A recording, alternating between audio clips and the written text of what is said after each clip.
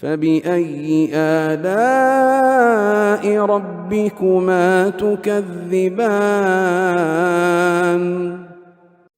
Pernah masuk kepada Umar bin Khattab radhiyallahu taala anhu seorang yang berkata, wahai Umar, kamu itu begini. Ya, ini Umar ya, Amirul Mukminin. Umar sudah marah, sudah hampir berbuat sesuatu. Datang orang yang di samping Umar berkata, wahai Amirul Mukminin, Allah Subhanahu wa taala berfirman, khudil afwa wa'mur bil urf wa'arid anil jahilin. Dia bacakan ayat ini. Orang ini, wahai Umar, termasuk orang-orang jahil.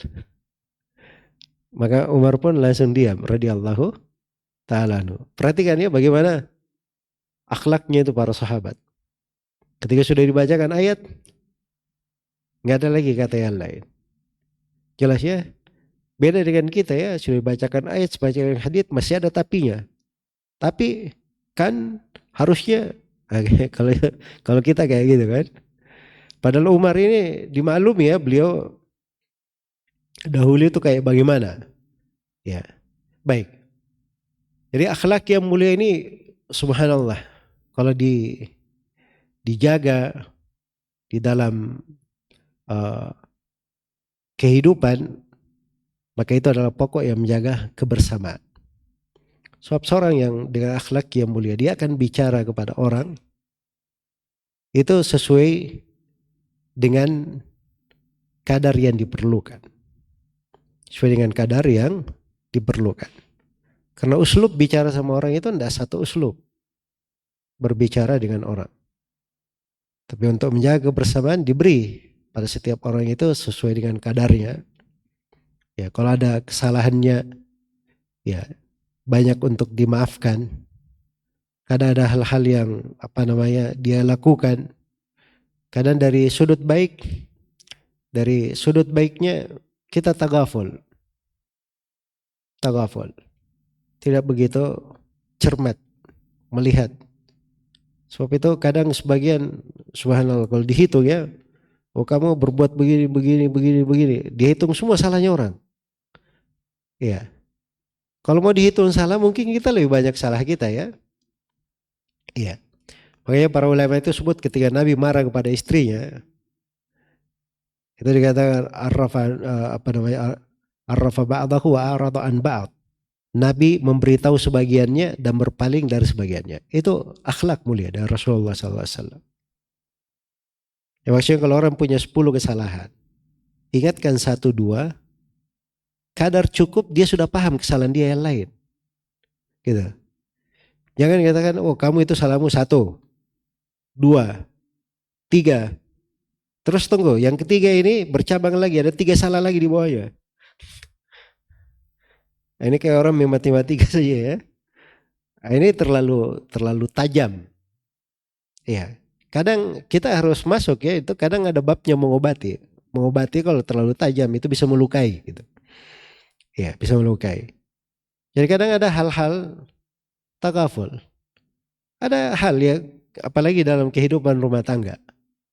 Kadang sebagian istri memang mungkin pembawaannya seperti itu. Iya. Akhlaknya mungkin seperti itu.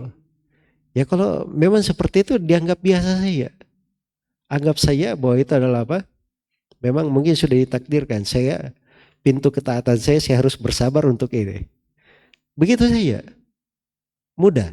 Karena kalau seorang itu selalu ingin ada hal yang keliru. Wah ini harus diluruskan ini. Kalau nggak diluruskan ini nggak bisa. Saya terima. Ini bertentangan dengan prinsip hidup saya. Bagaimana caranya? Mau hidup di mana kita? Ya. Semua manusia itu ada kesalahannya. Ada hal yang mungkin saya ridhoi untuk diri saya, tapi orang lain memandangnya itu akhlak yang nggak bagus. Memandang itu akhlak yang bagus. Jadi itu selalu seperti itu dalam kehidupan. Iya. Demikian pula dari pengaruh akhlak itu, dia ada sifat pemalunya, ada sifat rahmatnya, kemudian ada sifat dia semangat, pemberaninya, ada keselamatan hati, ya selalu ingin kebaikan untuk orang-orang, ya, dan seterusnya. Maka akhlak yang mulia ini kalau dijabarkan, wah itu banyak sekali dari perkara-perkara baik. Iya, seorang itu kadang dilihat, ini juga dari indahnya ukhuwah Islamiyah. Ya, sampai di sebagian buku yang saya baca, dia terangkan dari manfaat ukhuwah Islamiyah itu menghilangkan dari pengangguran dan menjaga perekonomian umat. Dari sudut mana kaitannya? Kan kita biasa hafal ibarat ya, pembeli itu adalah apa? Adalah raja gitu kan. Nah, itu sebenarnya asalnya itu dari akhlak mulia. Sebab kalau dia antara saudaranya, semua orang senang dia dengan akhlaknya yang baik, dia tidak ada kekurangan. Dia susah, dia akan dibantu oleh orang. Iya. Dia bilang saya nggak punya modal, oh ini bagus ini, punya akhlak yang baik, dikasih oleh orang. Dia nggak minta pun dikasih, karena dia baik kepada semua orang dengan akhlaknya yang mulia itu. Jelas ya? Makanya persaudaraan itu tadi itu mempersatukan. Begitu dia tahu saudaranya pintar menghormati orang, banyak memaafkan, senang membantu, kemudian dia berlaku tulus, ikhlas, maka itu akan membawa kepada hal yang baik.